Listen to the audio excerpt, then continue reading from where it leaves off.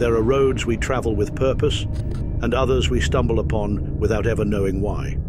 Some seem to curve against logic, leading not forward or back, but elsewhere.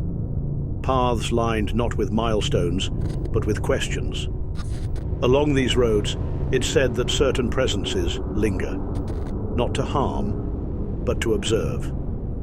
A quiet companion on the journey between here and wherever it is we're meant to arrive.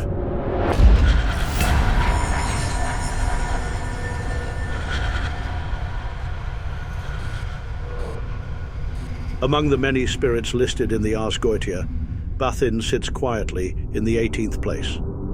A duke by title, and one said to command 30 legions, Bathin doesn't clamour for attention the way some of his peers do. His name doesn't ring with terror, nor is he draped in the heavy imagery of flame and torment. He belongs to a different kind of narrative, one rooted in travel, in knowledge, and in the subtle transitions between realms. If you were to draw a line between the material and the mystical, Bathin would be the one walking it. He appears in the Lesser Key of Solomon, Pseudo-Monarchia Daemonum, and later in Colin de Plancy's Dictionnaire Infernal. Across each of these, the details stay largely the same. He understands the virtues of herbs and precious stones, and he possesses the ability to carry people from one country or state of being to another in an instant. But the tone surrounding him is calm, matter-of-fact.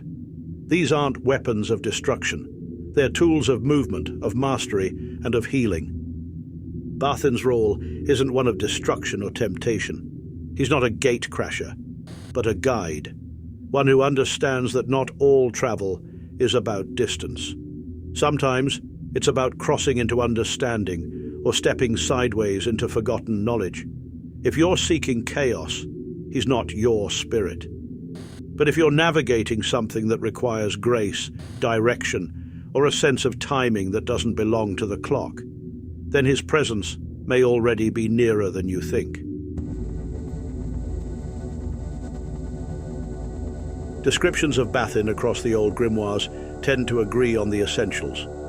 He appears as a tall, powerful figure, human in form, but with a serpent's tail trailing behind him like a quiet reminder that he doesn't entirely belong to this world. He rides a pale horse, one so light in color, it's sometimes described as livid, almost ghost-like. There's nothing frenzied or monstrous about the image. It's steady, composed, as though he's always just arriving or just about to leave. You could imagine passing him on a silent road without ever knowing you'd seen him. The imagery surrounding Bathin isn't just for atmosphere, it carries meaning. The serpent, long misunderstood, has always been a symbol of transformation, hidden knowledge, and quiet power. His tail isn't just a mark of difference, but a signal. He's tied to deeper currents. The pale horse, meanwhile, speaks to travel beyond the physical. A steed not built for war, but for moving between places that don't always appear on a map. Together, the elements don't conjure fear. They suggest movement, transition, and the kind of wisdom that's earned by walking the road, not reading about it. People who've worked with Bathin often describe a presence that's hard to pin down. Some say he feels male, others say she is female, and some say they seem to shift between the two as if neither applies. What stays consistent is the calm, the sense of someone who isn't hurried, who speaks little, and only when needed. The air changes when they arrive. There's a warmth, a stirring in the wind, and often a trace of earthy, herbal scent, like something ancient has just passed through the room and left a bit of the forest behind. Bathin is, above all, a spirit of movement, but not in the chaotic or restless sense. There's something intentional in the way they help others move through space, time, and self. Whether it's crossing physical borders or slipping into unfamiliar layers of reality, Bathin doesn't just show the way, they become the way. For those who've walked beside them in dreams or ritual, the sensation is often described as being guided, not pulled, nudged, never forced. They open doors, but it's up to you to step through. But travel is only part of what they offer. Bathin holds deep knowledge of herbs and precious stones, not just their physical properties, but their spiritual weight. They understand how lavender quiets the mind, how obsidian draws out what's hidden, how copper hums in tune with intention. This makes them a powerful guide in healing and enchantment, particularly for those who work with their hands, herbalists, alchemists, charm makers. When you seek Bathin in these moments, it isn't to be saved, but to be taught, to remember something the world may have asked you to forget. There's also the matter of speed. Bathin can move people from one place to another in an instant, sometimes in the most literal sense, and other times as a sudden leap in perspective or insight. They're known to help those on spiritual paths who've hit a wall, people who know they need to go somewhere but can't quite figure out how to get there. Bathin steps in as a kind of subtle catalyst, shifting something internal that lets the rest fall into place. They don't chart the course, they shift the gravity. What draws Bathin to someone isn't status or experience, but fire, passion, emotion, the desire to understand more than you've been told. They seem to respond best to those who come not with cold detachment, but with some kind of drive, whether it's curiosity, love, or even raw frustration. They aren't here to hand out answers, but they'll walk beside you while you seek them. And for those who create, who build potions, write spells, sketch unknown maps, they're an ideal spirit to call on. When it comes to connecting with Bathin, tradition offers a few tools to help set the tone. Their sigil acts like a beacon, less a command than a respectful invitation. The colors purple and green are often used in rituals dedicated to them. Purple for spiritual depth, green for the rooted knowledge of nature.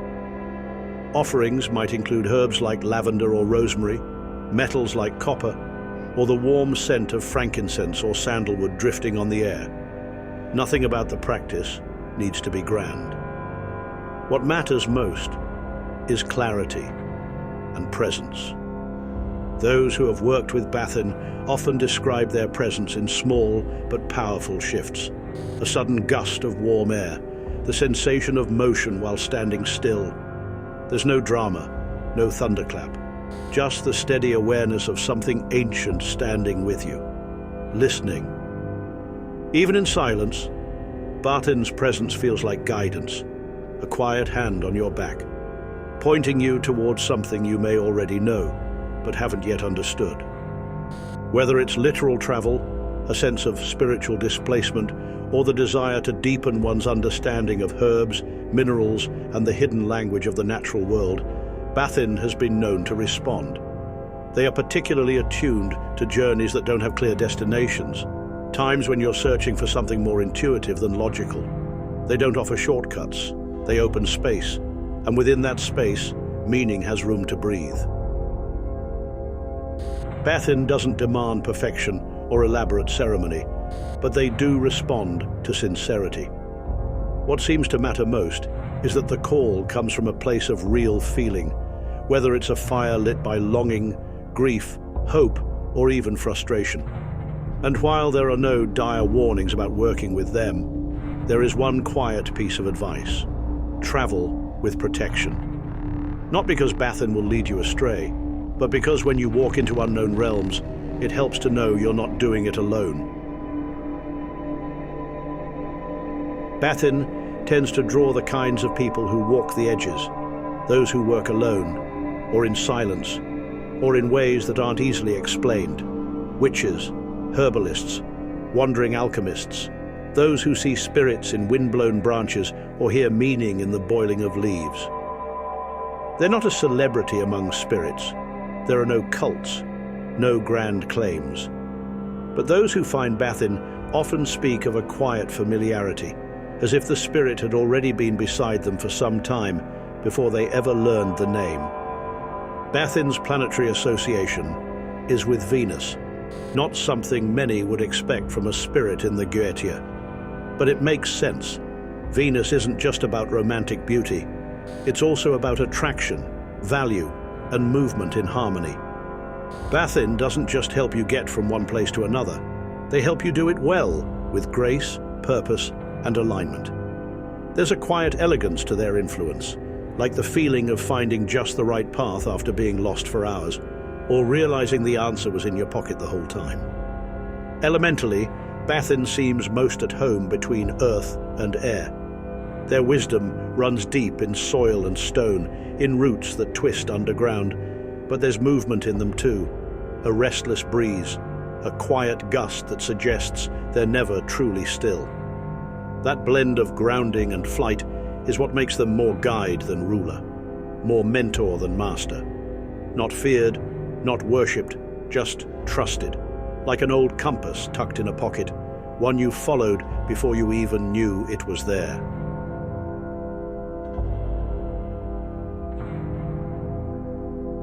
Bathin isn't a spirit of spectacle. There's no fire and fury here, just movement, mystery, and a kind of quiet mastery. They walk the roads we don't always notice until we're already on them. A spirit of travel, of herbal knowledge, of sudden insight and subtle redirection. Their presence doesn't demand submission, only sincerity. For those who value quiet wisdom, for those unafraid to get lost in order to be found, Bathin remains a steady companion, one that understands the paths beneath our feet, even when we do not. If you've ever felt drawn toward forgotten trails or caught a glimpse of something waiting just beyond the veil, perhaps you've already felt Bathin's influence. Leave your thoughts in the comments. We'd love to hear your experiences, insights, or questions. And if you're enjoying this journey through the Ars Goetia, don't forget to like, subscribe, and step with us into the next part of the series. And until then, may the light guide you through the shadows of the unknown.